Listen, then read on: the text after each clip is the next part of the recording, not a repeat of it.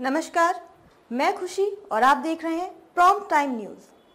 आइए नजर डालते हैं आज की बड़ी खबर पर। उत्तर प्रदेश के जनपद कन्नौज के सौरीख में स्थित एमएस एजुकेशन सेंटर के प्रधानाचार्य से स्कूल की व्यवस्थाओं को लेकर व बच्चों की शिक्षा को लेकर खास बातचीत।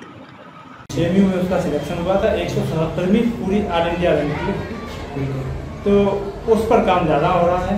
इस बार एमयू और बीएसयू के लिए एक अलग से बैच का इंतजाम किया गया है। तो कोशिश ये रहेगी कि अगले आने वाली जो भी नेक्स्ट परीक्षा है उसमें 10 प्लस बच्चे जाए। बहुत अच्छा। हमारा विद्यालय कहाँ पर है और विद्यालय का पूरा नाम प्लस एक मोबाइल नंबर, क्योंकि हमने आपका इंटरव्यू किया और ये 10 किलोमीटर की रेंज में सर्कुलेट होगा और मे भी कई लोग ऐसे होंगे जो एडमिशन के लिए आपको कॉल करेंगे या कोई उनकी अदर इंक्वायरी होगी, तो उसके लिए एक मोबाइल नंबर और विद्यालय का पूरा नाम। विद्यालय का नाम एमएस एजुकेशन सेंटर जी सॉरी जी। और स्कूल कई बच्चे परफेक्ट होते हैं बट उनके अंदर एक डर होता है टीचर से क्वेश्चन पुटअप ना करने का। आपने भी इस चीज़ को कभी अनुभव किया होगा जब भी आप पढ़ाई करते होंगे। आपने नहीं तो आपके फ्रेंड सर्कल में ऐसा हुआ होगा, तब भी आपने अनुभव किया होगा।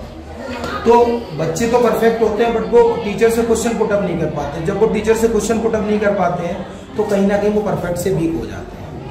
तो इस तरह के जो बच्चे होते हैं उनको आप किस तरीके से मोटिवेट करते हैं और किस तरीके से उनका डर निकालते हैं ताकि वो परफेक्ट से वीक नहीं जाए। इसके लिए सबसे पहले पूरे स्कूल को हम लोगों ने 4 ग्रुप में बांटा जी। लद्दाख, मनाली, उत्तर कसौली 4 हाउस में बांटा है और उनका ये एक लिस्ट लगी होगी मेरे पास। हर ग्रुप को 7 टीचर दिए गए जी। इसी तरीके से एक सप्ताह में एक सप्ताह में एक उसका ग्रुप का पूरा रहता है सप्ताह जी।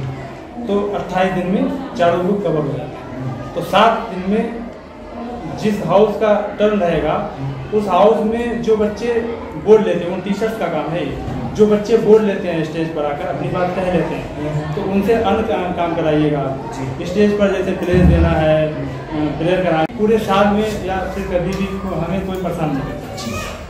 कुछ समय पहले सर एक बहुत बड़ी त्रासदी आई हुई थी और उससे मैं समझता हूँ विद्यालयों के ऊपर बहुत बड़ा प्रभाव पड़ा, शिक्षा पर भी प्रभाव पड़ा। कई सारे क्राइसिस भी आपने फेस किए होंगे, फाइनेंशियल क्राइसिस है, बहुत सारे क्राइसिस आपने, उसे हम कोरोना काल कहते हैं। और मैं ऊपर वाले से ही प्रार्थना करूँगा कि इस तरह का समय दोबारा ना आए। तो उस समय किस तरीके से आपने जो है उस समय को कैसे मैनेज किया और किस तरीके से रिकवरिंग की? लॉकडाउन का जो शुरुआती पीरियड था जी, तो जो शुरुआत के 2 से 3 महीनों के लिए सब कुछ बंद हो गया था, तब तक तो 2 से 3 महीने तक तो सब रुक ही गया था। उन 3 महीनों के बाद में जुलाई से जी जब गार्जियन के फ़ोन आने स्टार्ट हुए, सर क्या करेंगे आप, कैसे करेंगे, तो हमने कहा ठीक है देखते हैं ऑनलाइन क्लासेस चले। तो वो भी 2 महीने चल पाए। उसमें भी आप ये समझिए कि ऑनलाइन क्लासेस चलते चलते रजिस्टर घर पे रखे थे हम लोग, वहीं से पूरा मैनेज करते थे। वहाँ पर टीचर्स अलग अलग है सबका। नहीं, मतलब टोटल संख्या क्या है टीचरों की?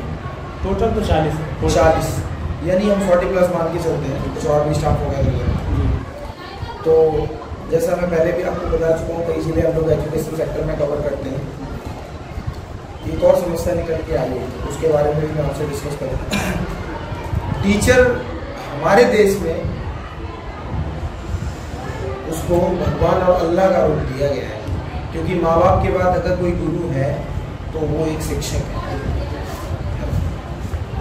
कहते हैं ना कि अगर शिक्षक बेहतर होगा तो ही शिक्षा बेहतर होगी और तो ही स्टूडेंट बेहतर होंगे। तो जैसा आपने हमें बताया कि 40 प्लस की आपके यहाँ टीचरों की संख्या है, तो जो 40 प्लस टीचर्स हैं, सर्वे के आधार पे मैं आपसे पूछ रहा हूँ, उस 40 प्लस में कई टीचर्स ऐसे होंगे जो अपनी रेस्पॉन्सिबिलिटी को बखूबी समझते होंगे कि मेरी जिम्मेदारी आखिर क्या है। और एक तो टीचर स्टाफ जो है हमारे यहाँ 40 का है, 40 लोग हैं, 700 बच्चों पर अगर 40 लोग काम करेंगे तो कहीं ना कहीं रिजल्ट तो आना ही है। और सबसे पहली बात तो ये है कि हम लोग जैसे 35 बच्चों से क्लास होता है अगर 40 बच्चे हुए 35 से ज़्यादा जैसे बच्चे हुए तो हम लोग सेक्शन बांटने का काम करते हैं। एक क्लास में 30 से 35 बच्चे जब रहते हैं तो बहुत अच्छे से क्लास हो पाती है और उसी के साथ में हम अच्छा रिजल्ट निकालते हैं। बहुत अच्छे से कोशिश ये है कि एक एक बच्चे पर ध्यान दिया जाए। कहीं ना कहीं बच्चा किसी सब्जेक्ट में अगर कमज़ोर होता है तो मेरी जिम्मेदारी होती है हम उसे अलग से एक्स्ट्रा क्लासेस दें। बहुत अच्छे से, जैसा कि आपने सर हमें अभी बताया कि 700 प्लस स्ट्रेंथ है आपके यहाँ, तो लगभग हम 3 से 4 जिले कवर करते हैं। मैनपुरी, फरक्काबाद, कन्नौज, इटावा, फिरोजाबाद। मैंने काफ़ी चीज़ें ऑब्जर्व की और सर्वे के आधार पर ही मैं आपसे क्वेश्चन कर रहा हूँ। जो मैंने विद्यालयों का सर्वे किया, जो 700 प्लस आपके यहाँ ऑलरेडी। जी नमस्कार सर। जी पहले तो सर मैं आपका हमारे चैनल में स्वागत करता हूँ।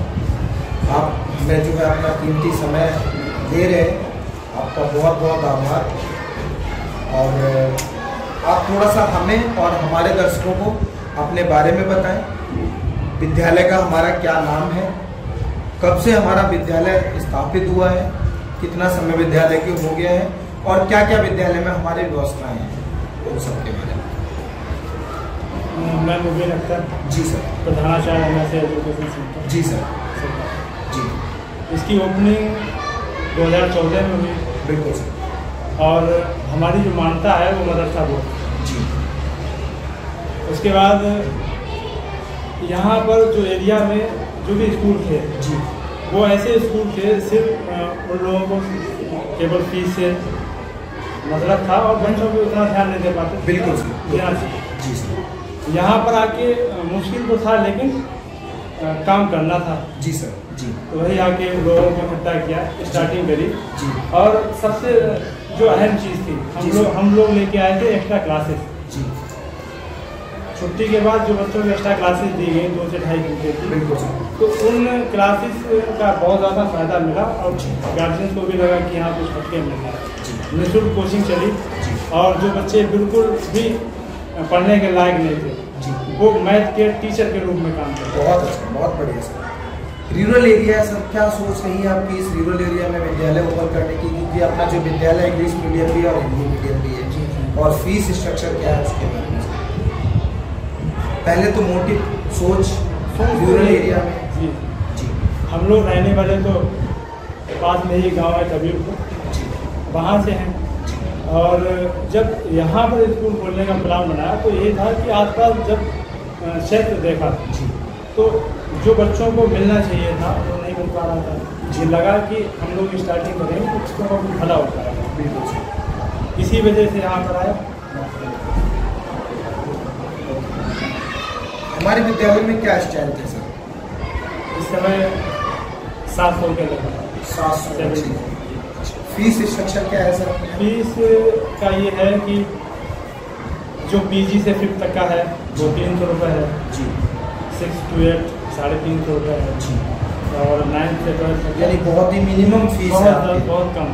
और इसी 300 रुपये और 350 रुपये की फीस में जी। हम बच्चे को 1:30 बजे से लेकर और 3:15 बजे तक 2 एक्स्ट्रा क्लासेस। अभी जैसे हमारा जब आपके विद्यालय में एंटर करना हुआ तो उस समय हमने देखा कि कई बच्चे आपके यहाँ ऐसे हैं जिनकी 95%, किसी की 96%।